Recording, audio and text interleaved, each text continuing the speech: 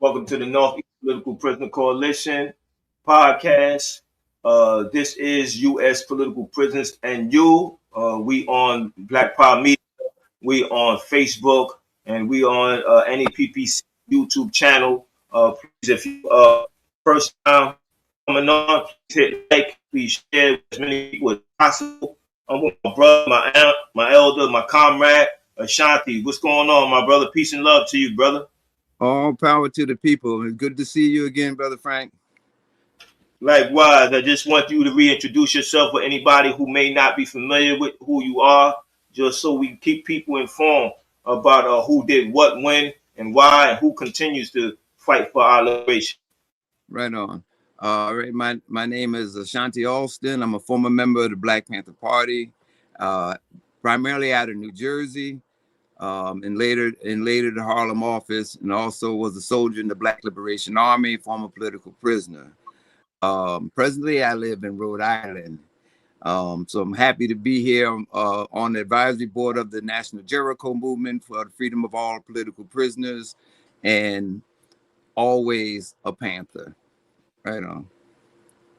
My brother, this interview or discussion was supposed to be scheduled before, but unfortunately we had some technical difficulties.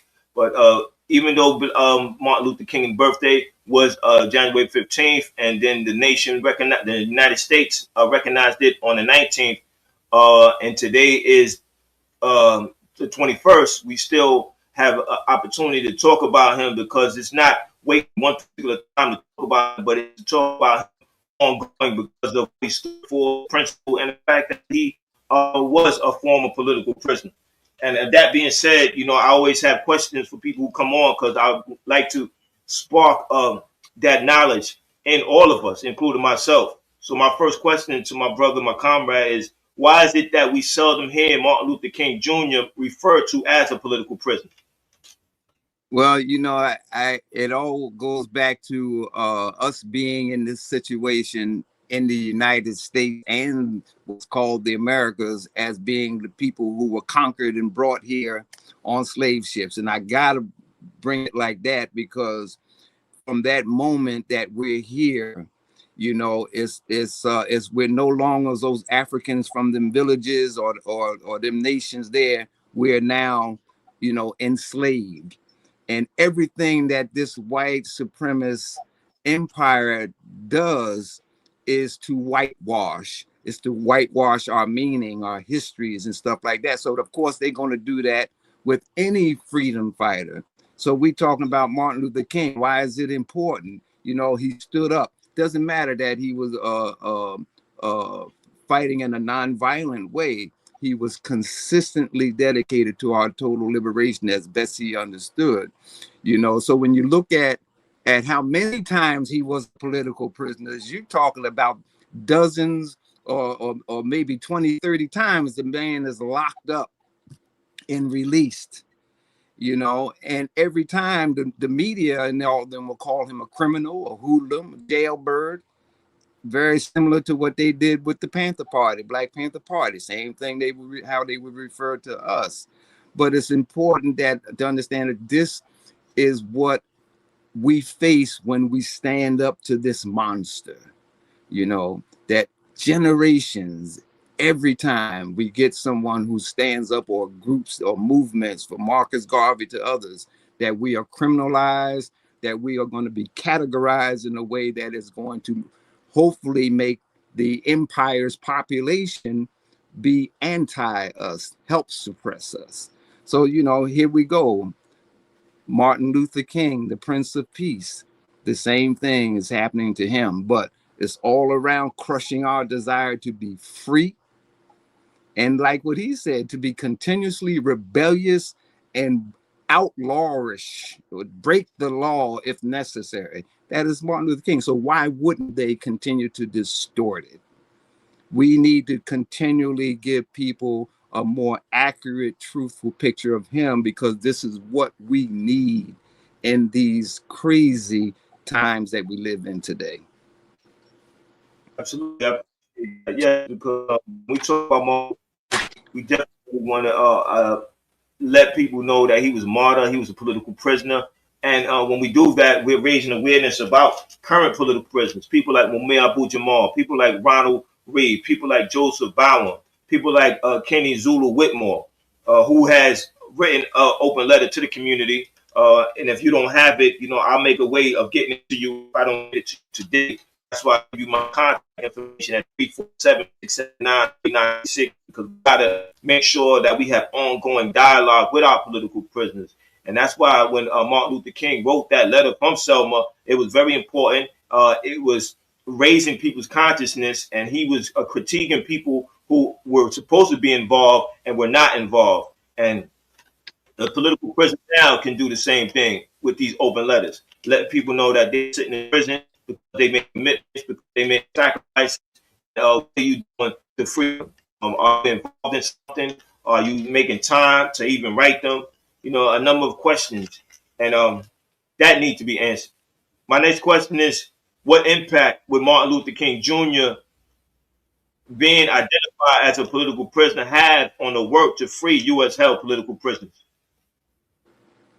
One, it would be constantly confronting this not so new fascism.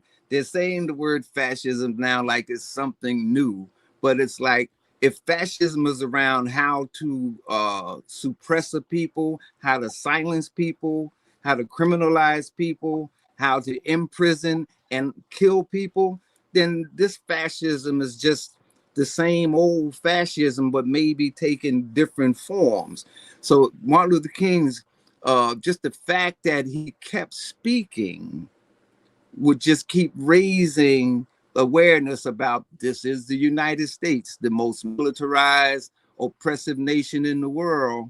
If you're going to take it on, you must accept the dangerousness of that, taking this system on. You must accept it's going to make you vulnerable as being this revolutionary, So the impact of the political prisoner, even for him, was to say, don't let that discourage you. Make that help you move forward. Make that deepen your work in the community. And you'll see, like, all of that was happening all during that civil rights movement that folks like him was in charge of. The organizing deepened. The participation that it was bringing in deepened. And it wasn't just like folks coming in from different parts of the country, young folks, white folks, Latino folks, Black folks, students, or whatever, coming to the South to help organize. But they was also organizing the kids, the youth, to take steps forward, to even risk being jailed. That was a hell of a thing. But so his thing would show the importance of supporting political prisoners, because those are the ones who are taking risk. And if we understand it, even those like him and his movement, the civil rights movement, that was really locked into, for the most part, a nonviolent approach, not all, because we talk about SNCC, Student Nonviolent Organizing Committee, that became the Student National, and became more radicalized and less and less hooked to the nonviolent approach. Still, it brings into the importance that we're going to fight, we're going to have comrades captured, and we must always have things in place, organizations and activities that's going to help bring them out of the dungeons. All that is very important. And it could be the cultural poets. It could be the safe house operators, all kind of folks. And we got to be prepared. So the political prisoner is just an indication of the viciousness of the system, but still our conviction that we have to still take it on. That becomes very important. And so his role and our role in the continually bringing up Martin Luther King as political prisoner makes a lot of our works more understandable about what we're facing now, because we're getting ready to get a whole new slew of political prisoners. But it should not discourage us. It should deepen our commitment to keep fighting. Absolutely. He was a man of principle, and he understood the sacrifices that he had to make. And just every time we hear his name and hear him being identified with that political prisoner, that would raise awareness about our current political prisoners. And now have people ask themselves, what's my position in relation to that? I had participated in one of the days in the March for Mayor, which I thought that was incredible, and it made me think about the marches that Reverend Dr. King was a part of, and the importance of that, how marches transform people, and how marches start to help people understand that, there's an idea that you need to relate to concretely, an idea that you can't afford to ignore, the idea being that there are U.S. held political prisoners. My next question: what would Martin Luther King Jr.'s position be around the question of U.S. held political prisoners? I think what it challenges us to do, especially those of us who still work around the freedom of political prisoners and building the organizations to continually prepare for a new generation of political prisoners, is to understand that in our community, we still got to have the dialogue with folks who have been so divorced from struggle for so long now that they may not really understand why we're raising up this issue of political prisoners. You mentioned the Birmingham jail letter. Excuse me. The importance of that letter was even Martin Luther King sitting in jail got to write a letter to these Christian religious leaders telling them that they need to just honor their own biblical documents that says Jesus was a revolutionary, that they were opposing the Roman emperors, that they cannot sit back in their churches and do nothing and criticize him, that they should be joining him. And that calls for that kind of engagement with those who might have to be challenged in ways that gets them to see that they have accepted the bullshit that the government and the mass medias have been entrenching us with for so long. Martin Luther King would also make us understand law breaking, because he was one who always said we have to be willing to break the law. That gets us out of thinking that this struggle for liberation and this struggle for revolution can be done in some unique American nonviolent way in the most violent empire ever. But still, he was willing to take that on, even at the risk of his own death. And I think what's important too is even with him having to live with knowing his encouragement was bringing more people into the revolution at a higher risk of their own death. That's a heavy thing for a leader to even have to live with. But it's knowing that for this cause, this is a necessary thing to do. That involves keeping the faith. That involves understanding what that means. We got political prisoners that come from all different walks of life. It means that we have to understand that our embracing of political prisoners means also embracing those who have been labeled dangerous: Muslims, Arabs, indigenous folks, brown folks, black folks. We see that all in the streets now with ICE. What does that mean to keep the faith, and even embracing those who may not have our same political or religious beliefs or practices? And so the bottom line with all of that is understand that we're still in this struggle.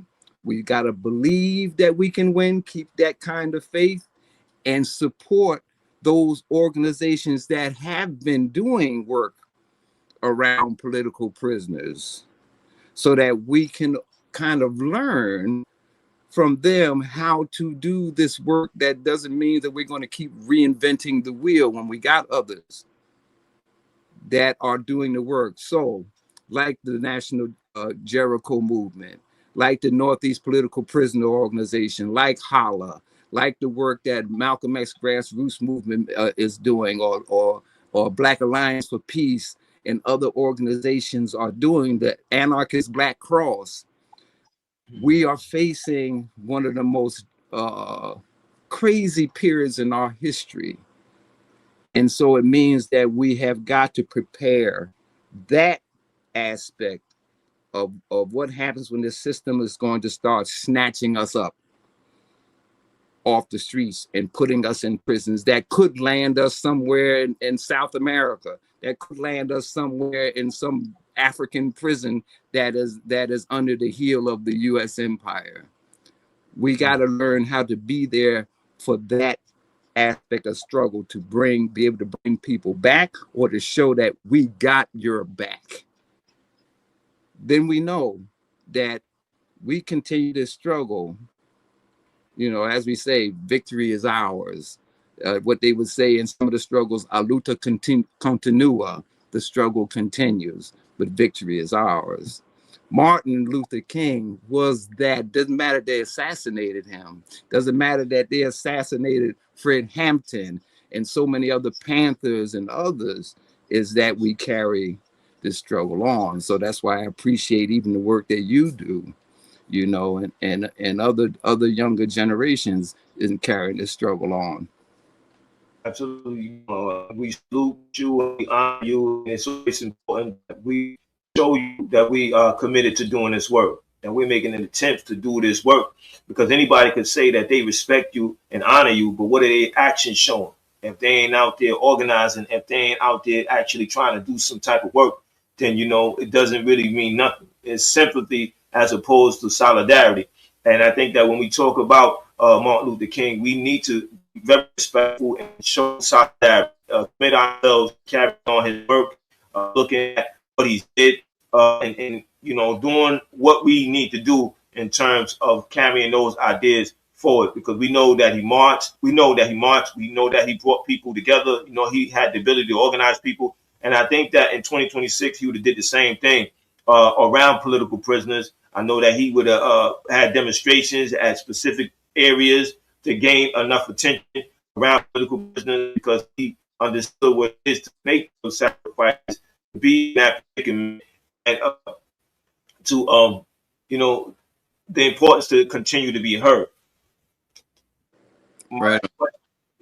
Is what strategies and tactics would Martin Luther King Jr. use in the fight to free U.S. held political prisoners? I probably in 2026, I probably gave you something when I speak. Yeah, that was the question I had for you about the strategy and tactics that Martin Luther King will use in 2026. Yeah. What you think he? Well, one is to continue to support the political prisoner organizations and the work that they already are doing. That is like very important.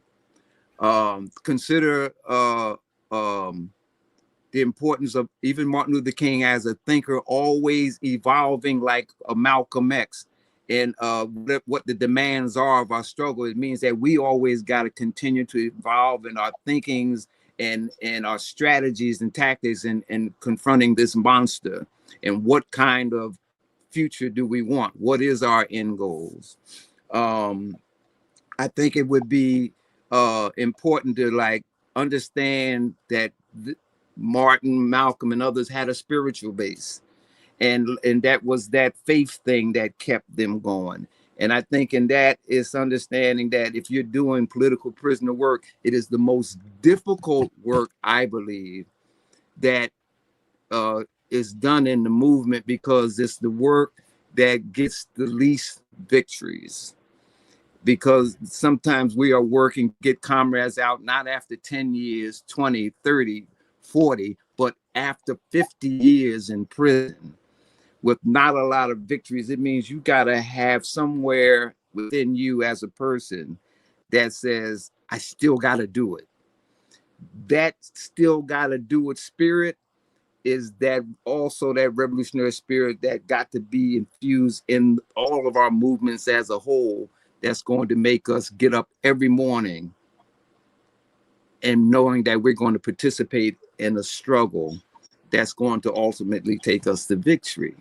It is just very important. With that, I think even those political prisoners inside who've been in prison for long periods of time, that they can even embrace the eventuality or possibility that they may die in there, knowing that those who are struggling on the outside are struggling to our ultimate goal. So with that, I want to say, like, we got to continue the work, unite different organizations, support the work of the political prisoner organizations that I had mentioned, and I'm sure that there's others, and continue to have faith that the struggle we in, we can eventually win, even if from one generation to the next.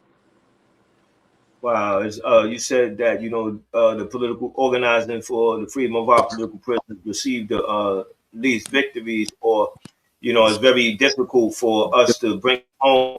And when you said that, it made me think about being a principle based, right? We're the people to stand up, to fight back, to commit themselves to organized action. And what are we doing when they are in prison? Are we forgetting them? Are we ignoring them? And Mumia, he was real young when he committed himself to the Black Panther Party, and so was Jalil. And Mumia is still in prison, but Jalil came home, did over 50 years in prison, but he didn't die in prison, and he came home and he's still doing the work. And I know that it was because of people not giving up on him, people writing him, people organizing to bring him home, because the state don't want people like him to come home, and the state don't want me to come home, because these people are threats to the state, because they are exposing the state. They are bringing their people truth, and they're letting our people know that you either can accept what's going on or organize and do something about it. So what I want to do now is I want to go to a couple of quotes from Martin Luther King, and I just want to get what comes to mind when you hear these quotes, because that's what I think people need to start to do. When they start quoting Martin Luther King, they should internalize it and directly relate it to what they're currently doing politically. In the end, we will remember not the words of our enemies, but the silence of our friends. Say that again. In the end, we will remember not the words of our enemies, but the silence of our friends. Right on. Right on. And I think that's part of the Birmingham letter too. It's like we have to be constantly reminded of, why are we doing this? Where is our strength come from? Where is our guiding lights coming from? And do we really believe in them guiding lights that's within us, the wisdoms that we've come to take on that makes us who we are? You either going to own up to them and be that, or you're going to slink into that state of submissiveness. We have got to rise up to them lights that move us forward with a sense of confidence.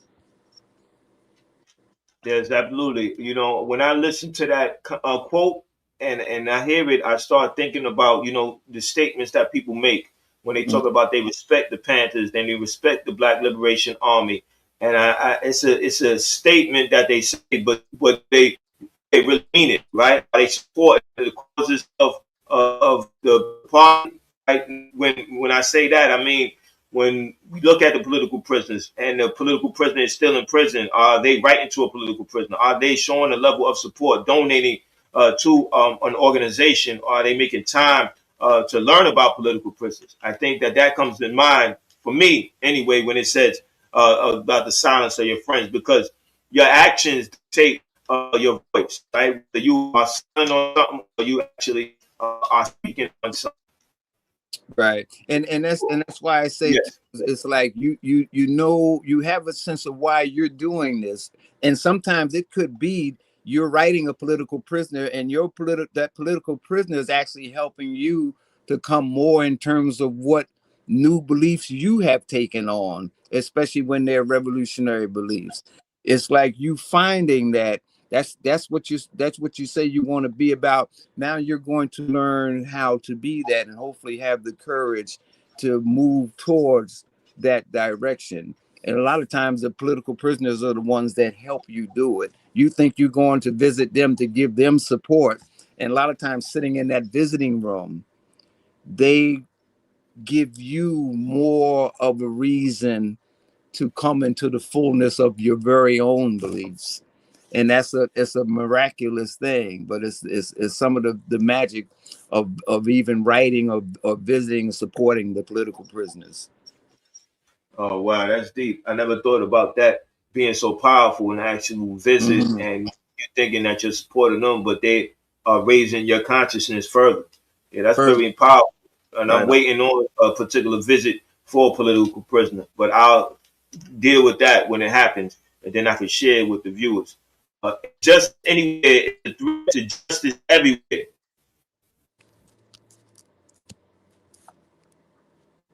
Okay, say that again. You broke up. I'm sorry, brother. It says injustice anywhere is a threat to justice everywhere.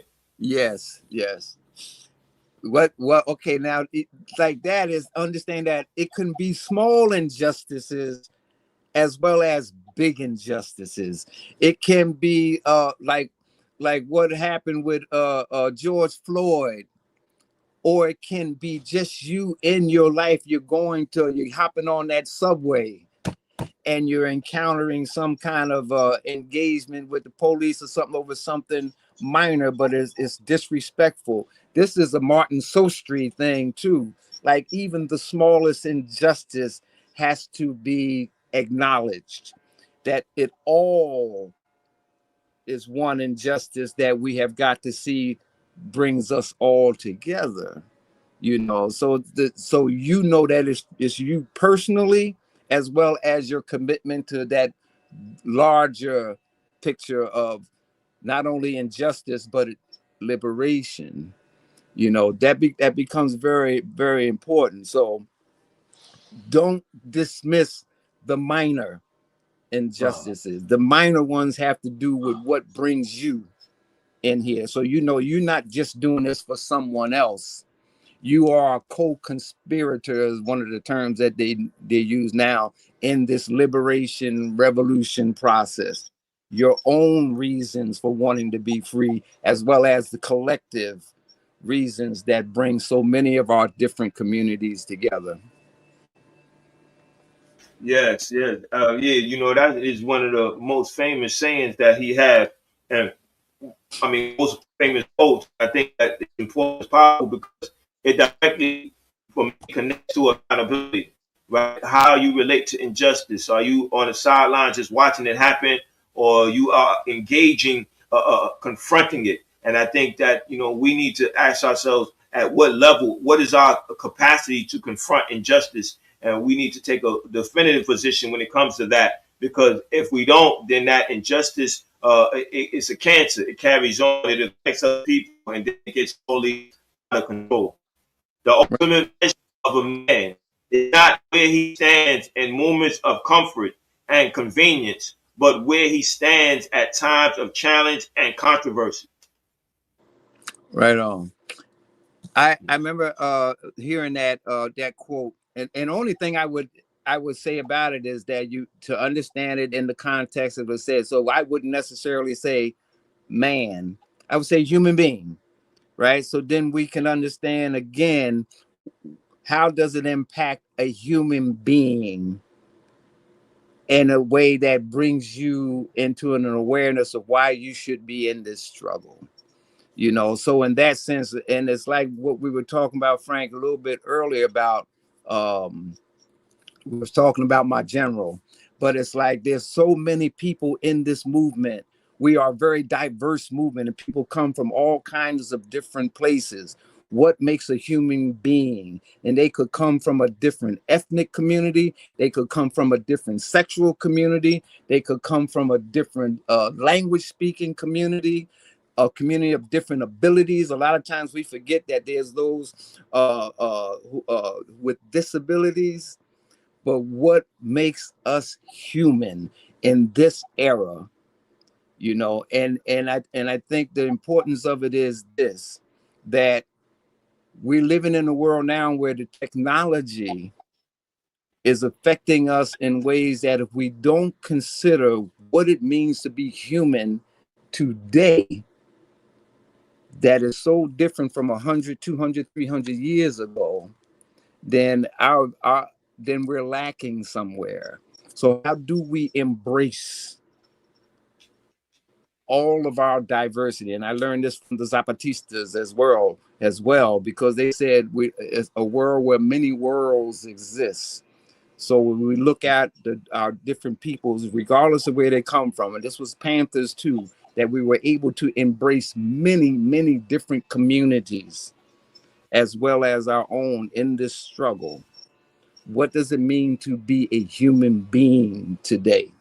So we would get rid of, like, we understand like the language then is just man, but human being today means that we're talking about a diversity that is like very beautiful. And our liberation can be just as beautiful. And it does not nullify our specific needs for Black liberation, our specific need for a Black revolution that deals with the uniqueness of how we got in this empire that was not a voluntary choice. The possibilities is there. And I think that's what gets us back to all power to the people, embracing the all that we can, but also being willing to accept that they're going to come for us. They're going to try to capture us, hurt us, discourage us, corral us, kill us. But we can still overcome it all because, as Huey P. Newton said, the spirit of the people is greater than this empire's technology. So that's where I kind of went off, but like I'm always inspired by that particular quotation. I know when I hear that quote, I think about Mumia. Mumia wrote a number of books while he's in prison. You know, it made him stronger, right? Of course, he wants to be home with his family, his community, his loved ones. Right. King, and made him strong. Of course, he wanted to be in prison all year while he was dead. You know, he didn't get beat down by the system, but he understood why he had more work to do. He had to expose the system more. He had to raise the consciousness of other prisoners to make sure that they understood what was happening to them and why it was happening. So when I hear that quote, those are two brothers I think about. But you know, brother, this episode come to an end. Thank you for your time. Thank you for your knowledge. Thank you for your patience. Thank you for your commitment to doing this, because last time we didn't get right, but we came back and we resolved the issue. I'm looking forward to talking to you again on this platform. And thank you, my brother. And let's stay in touch and let's continue to fight for our political prisoners. Right. You got any words? Comrade, that is very mutual. I thank you for that you're carrying this on and that you and others are doing this. This is what makes this revolution possible. This is what makes it really feel like we're going to do this from one generation to the next. So thank you. We're going to do this together, as always. Power to the people. Power to the people. Right on.